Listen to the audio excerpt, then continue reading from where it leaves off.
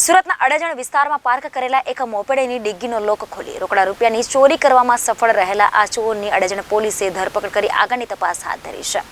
આરોપી પાસેથી અલગ અલગ મોપેડની ડુપ્લિકેટ ચાવીઓ સહિત રોકડા રકમ પણ પોલીસે કબજે કરી વધુ પૂછપરછ હાથ ધરી છે. ઘટનાની પ્રાપ્ત વિગત મુજબ સુરતમાં અડાજણ પોલીસે મોપેડના ડિક્કીમાંથી રોકડા રૂપિયાની ચોરી કરનાર શખ્સને ઝડપી પાડ્યો છે. સાથે કુલ 34,400નો મુદ્દા માલ પણ કબજે કર્યો છે. તે શખ્સની પૂછપરછ કરતા તે સીએનો વિદ્યાર્થી હોવાનું સામે આવ્યું છે. તેનું નામ આશિષ ઇન્દ્ર મોહન ઝા છે. પોલીસે સીએના વિદ્યાર્થી આશિષની મોપેડની ડિગ્ગીમાંથી ચોરી કરતા મુદ્દા માલ સાથે ધરપકડ કરી છે. પોલીસ પૂછપરછમાં સીએના વિદ્યાર્થી આશિષે કબૂલાત કરી કે તેની આર્થિક સ્થિતિ સારી ન હોવાથી અને સીએનો અભ્યાસ વધુ મોંઘો હોવાથી તેણે ચોરીનો રસ્તો અપનાવવો પડ્યો હતો. અત્યારે તે બેરોજગાર છે. તેની પાસે તેની જરૂરિયાતો પૂર્ણ કરવા અને કમાણી મેળવવા કોઈ નિશ્ચિત સાધન નથી. નોંધનીય છે કે સુરત જેવા ડાયમંડ સિટી કહેવાતા નગરમાં જ્યાં હીરા કારીગરોને કામ મળી રહે છે ત્યાં સીએનો અભ્યાસ કરતો યુવક બેરોજગાર છે. બેરોજગાર યુવક કઈ હદે જાય તે આ કિસ્સા પરથી સમજાય છે. કહી શકાય કે સીએનો અભ્યાસ કરતો યુવાન ગુનામાં માર્ગે હજુ પગરણ માંડી રહ્યો છે. આવા યુવાનોને અટકાવવા માટે ચોક્કસ પ્રયાસો હાથ ધરવા જોઈએ.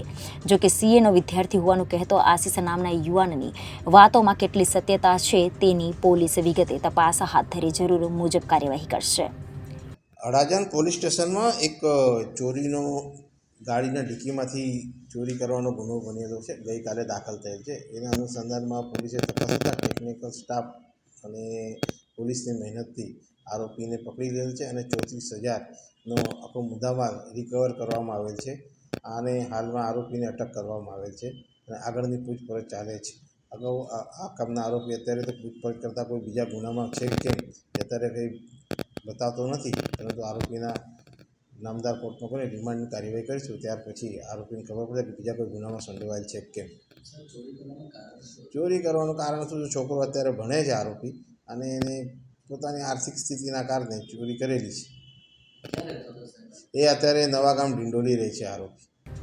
Reporter Arvind Rathod, Janadesh news, Surat.